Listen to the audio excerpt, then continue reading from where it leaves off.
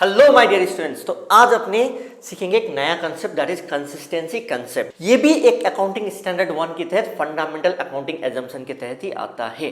That is it is fundamentally as per standard wise, it is fundamentally by principle, by law, by act, by institute का जो accounting standard उसके तहत भी अपने इसको assume करते हैं that it is being followed in the accounting. So ये कंसेप्ट क्या बताता है ये भी तो समझते हैं। ये समझने के लिए चलिए शुरू करते हैं। कंसिस्टेंसी कंसेप्ट ना, जिसके नाम ही बता रहे हैं कंसिस्टेंट रहना।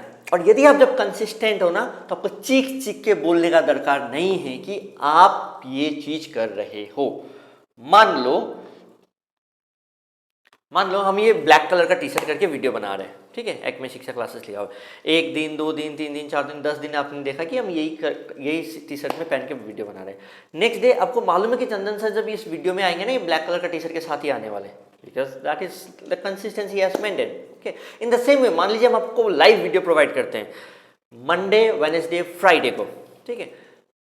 तो हमको जब मैंने मंडे को क्लास लिया, वेडनेसडे को क्लास लिया, फ्राइडे को क्लास लिया, अब नेक्स्ट डे मेरे को बोलने का दरकार नहीं है कि बच्चों मंडे को आ जाना, क्योंकि आप समझ जाओगे कि मंडे को सर का क्लास होता है, वेडनेसडे को सर का क्लास होता है। हाँ, यदि नहीं होगा, यदि फॉर एनी रीजन हम यदि क्लास नहीं ले पा रहे हैं, यदि लाइव वीडियो नहीं दे पा रहे, इन दैट केस हमको बोलना पड़ेगा कि हम ये चीज़ नहीं कर पाए। बच्चों उस दिन मेरा वेट मत करना, हम उस दिन क्लास नहीं ले पाएंगे।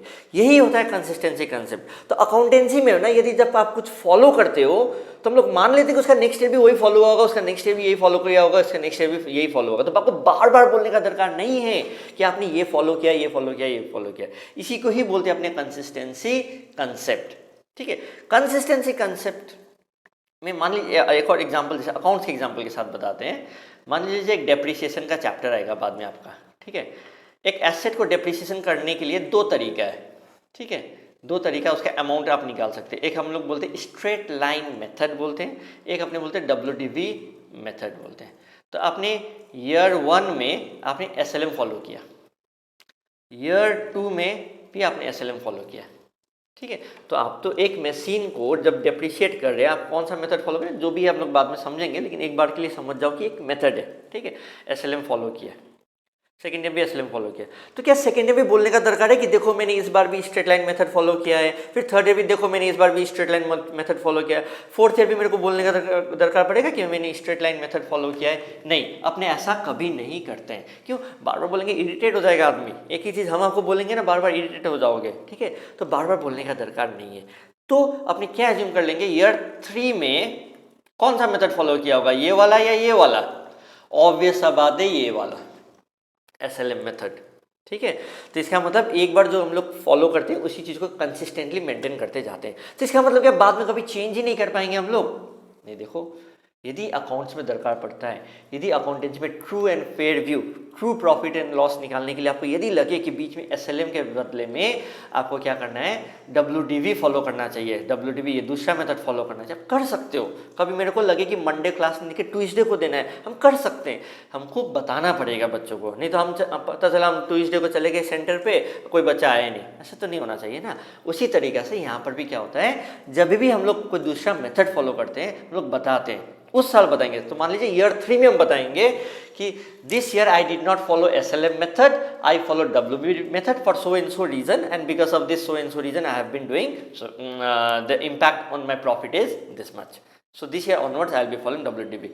फिर ईयर 3 में मान लीजिए WDV फॉलो हो गया, तो ईयर 4 में क्या उसको बोलना पड़ेगा कि हम WDV फॉलो करें? नहीं बोलना है, ठीक है।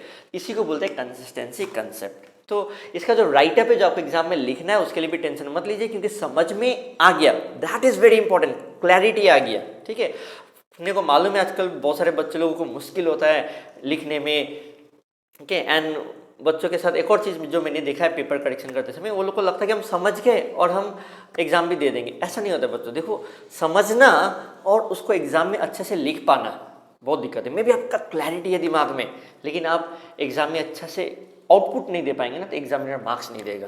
तो इसके लिए एक प्रॉपर कंटेंट है जो कि आपको स्क्रीन में दिख रहा है, ये कंटेंट ही लिखिएगा, ऐसे करके लिखिएगा, थोड़ा सा ऊपर नीचे वर्ड हो सकता है। यदि आप इंग्लिश में अच्छे, फ्रेमिंग में अच्छे, तो कोई दिक्कत नहीं है, लर्निंग करने का दरकार नहीं है, ठीक है। But make sure your answer has to be very apt and very good. Okay, so bye bye, take care. I hope you understood the consistency concept. Next class में अपने मिलेंगे accrual concept के साथ.